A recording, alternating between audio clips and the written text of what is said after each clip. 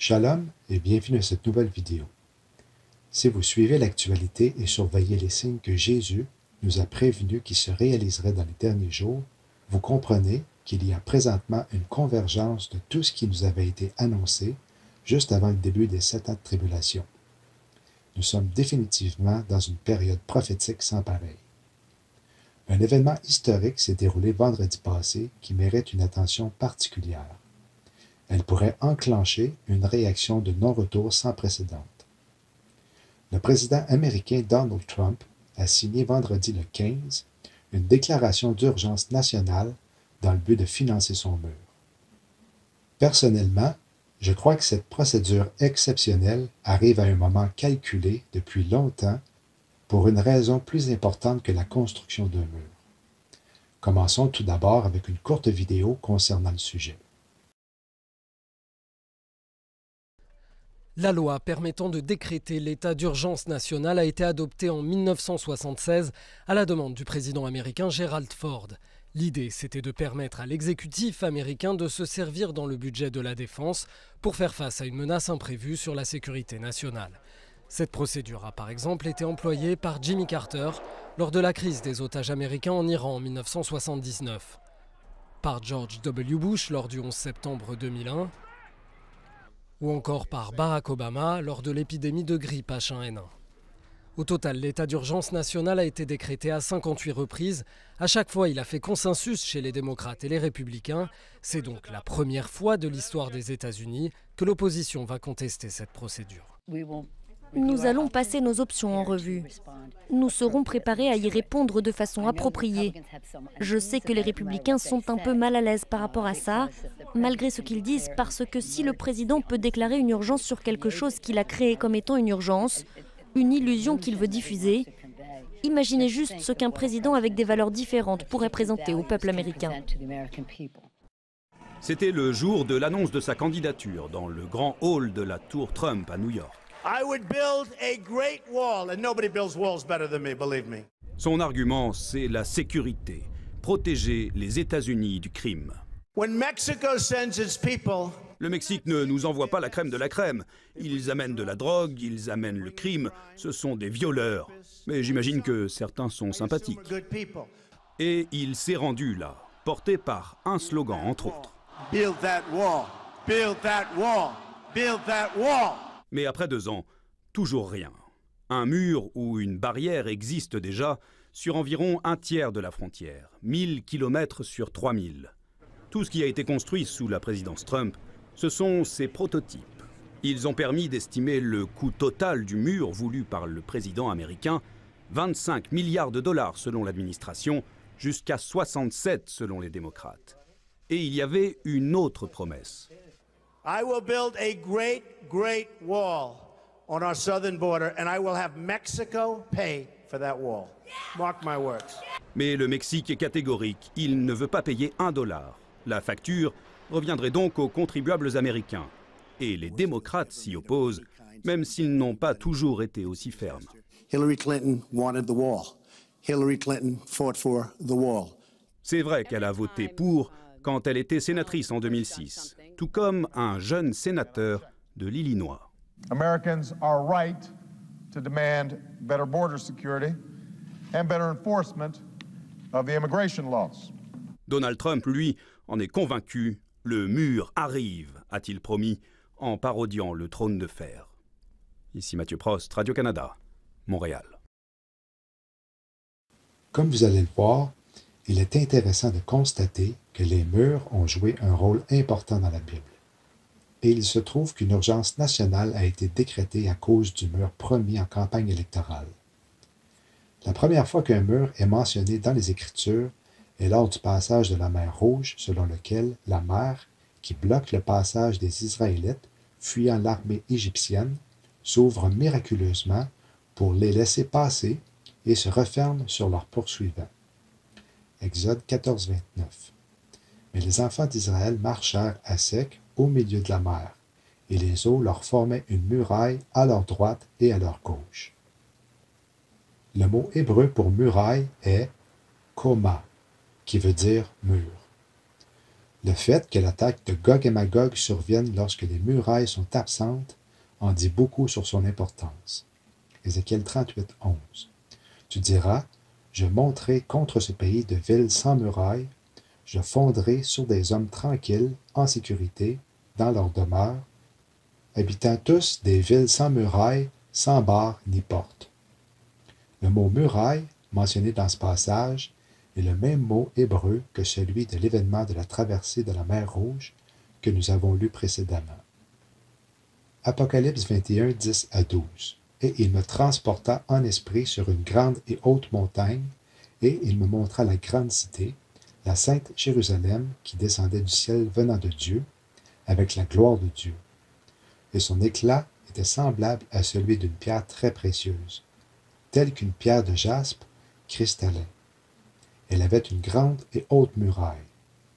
Le mot muraille en grec est tikos, qui signifie un mur qui entoure une cité.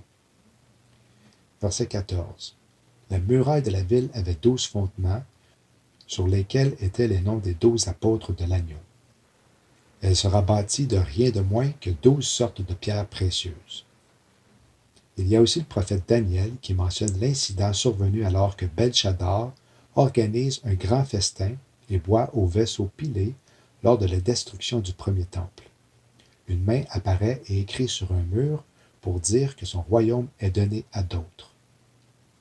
Sans oublier Néhémie et son équipe qui reconstruit le mur entourant Jérusalem en 445 avant Jésus-Christ.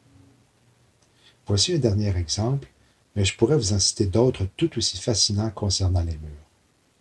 La bataille de Jéricho est un événement lié à la conquête du pays de Canaan, relaté dans le livre de Josué, où le peuple d'Israël fait sonner ses trompettes sous l'enceinte de Jéricho, dont l'accès leur était interdit. Ce son fit tomber les murs de la ville. Josué 6,5. Et quand ils sonneront avec force de la corne de bélier, dès que vous entendrez le son du cor, tout le peuple jettera de grands cris. Alors la muraille de la ville tombera sous elle-même, et le peuple montera chacun devant soi. Le mot coma pour muraille est une fois de plus utilisé, comme lors des exemples précédents venant de l'Ancien Testament. Point très intéressant par contre est que le mot montra, dans la même phrase pour Allah en hébreu, veut dire, tenez-vous bien, être enlevé, être amené, être emporté au loin, s'en aller au loin, être élevé, exalté. Assez spécial, n'est-ce pas? Je ne peux m'empêcher de penser et de dire, est-ce que l'état d'urgence national déclaré par le président Trump pour financer le mur, un avertissement que l'enlèvement est proche? Selon Wikipédia, l'état d'urgence est une mesure prise par un gouvernement en cas de péril imminent dans un pays. Certaines libertés fondamentales peuvent être restreintes, comme la liberté de circulation ou la liberté de la presse. L'article 4 du Pacte international relatif aux droits civils et politiques de l'ONU de 1966 régule, au niveau du droit international, l'état d'urgence.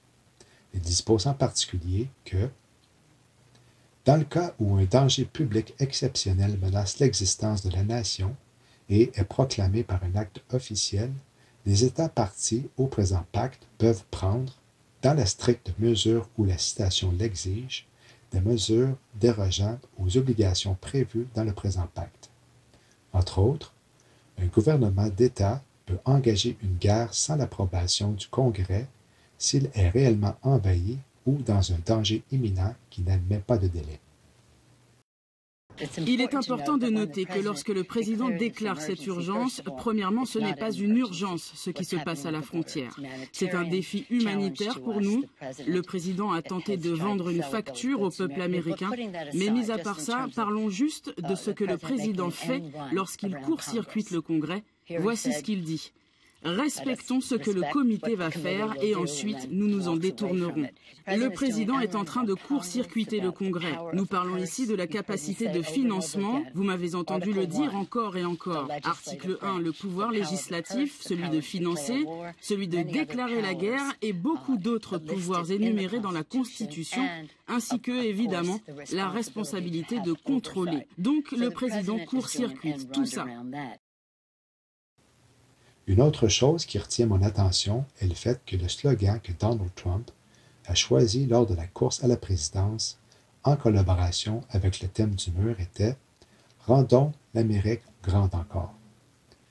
J'ai toujours pensé que ce cri de ralliement était en fait une autre façon de dire que les États-Unis utiliseraient la guerre pour redevenir aussi dominante que lorsqu'elle l'avait été suivant la Deuxième Guerre mondiale de 1939 à 1945.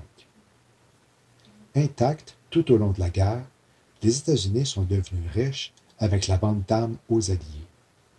Cette guerre faisait en sorte que le pays s'appropria une quantité massive d'or, devenant ainsi le pouvoir économique incontesté du monde capitaliste. Aucun autre pays n'avait assez d'or pour sauvegarder la valeur de sa monnaie. L'utilisation des armes nucléaires sur Hiroshima et Nagasaki les 6 et 9 août 1945, tuant plus d'1 million d'habitants, envoyait un message au monde que les États-Unis étaient impitoyables et plus avancés militairement que n'importe quel autre pays sur la planète. Un nouvel empire mondial était né. Le pétrodollar, qui est un dollar gagné par un pays grâce à une vente de pétrole, est devenu la clé de la suprématie politique, économique et sociale américaine dans les années 1970. Voici maintenant des extraits de l'article publié le 14 février 2019 ayant comme introduction « À la base, une monnaie a du pouvoir parce que les gens le croient, alors que la confiance en le dollar et la loyauté envers le dollar continuent de s'éroder, nous pouvons nous attendre à ce que les États-Unis se battent brutalement lorsque cela est jugé nécessaire pour maintenir le statu quo qui en a fait un empire. Aujourd'hui, 2 pays de l'OPEP, l'Organisation des pays exportateurs de pétrole, tentent de briser le système des pétrodollars, le Venezuela et l'Iran.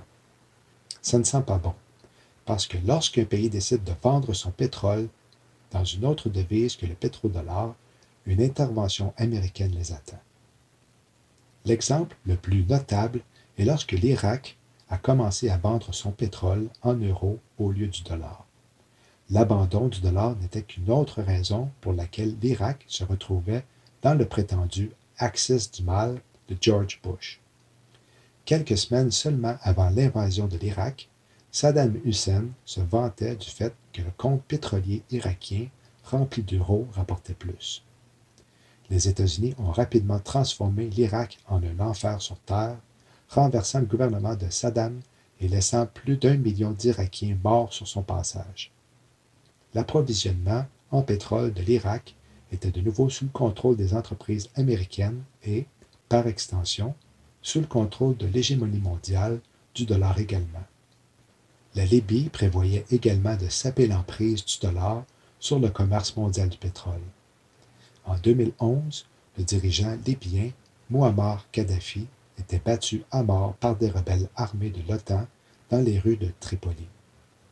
Si les États-Unis continuent de maintenir une présence militaire aussi lourde à Bahreïn, en Irak, au Koweït, à Oman, au Qatar, en Arabie saoudite, aux Émirats arabes unis, en Égypte, en Israël, en Jordanie, au Yémen, en Syrie, etc., c'est que les bases américaines dans ces pays servent de base de lancement pour l'invasion contre le prochain pays pétrolier qui tente de défier l'ordre financier mondial. Les États-Unis doivent en quelque sorte aller là où le pétrole est enfoui pour assurer la préservation du système de pétrodollar. Le pétrole oriente littéralement la politique étrangère américaine. Cependant, de plus en plus de gens voient la supercherie financière de l'Amérique pour ce qu'elle est, et l'Amérique ne peut forcer le monde à s'y conformer encore longtemps. En 2018, les États-Unis ont sanctionné l'Iran pour avoir refusé de stopper son développement d'armes nucléaires potentielles. De même, ils ont frappé la Russie avec des embargos commerciaux pour avoir envahi la Crimée en Ukraine. Ainsi, ces pays ont signé entre eux un accord commercial de 5 ans d'une valeur de 20 milliards de dollars. Le hic, c'est que l'accord n'est pas coté en dollars et il comprend la vente de pétrole de l'Iran. Le Venezuela et l'Iran ont également signé des contrats pétroliers dans leur propre monnaie au lieu du pétrodollar. La Chine et la Russie ont aussi appelé à un remplacement du dollar comme monnaie mondiale. L'ironie du sort est que la Chine est l'un des plus grands détenteurs étrangers de devises américaines. Elle influence le dollar américain par l'indexation de sa monnaie, le yuan, en sa faveur. Voici ce qu'on pouvait lire dans l'article d'Alter Info.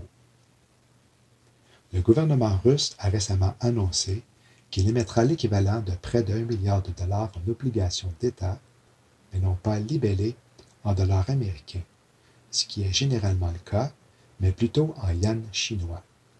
Il s'agit de la première vente d'obligations russes dans cette devise. Mercredi dernier, le secrétaire d'État américain Mike Pompeo a accordé à Fox Business Network une interview troublante dans laquelle il divulguait ses plans pour former une alliance de type OTAN contre l'Iran. Les États-Unis accusent depuis longtemps l'Iran de soutenir le terrorisme, accusations qui se sont multipliées sous l'administration Trump.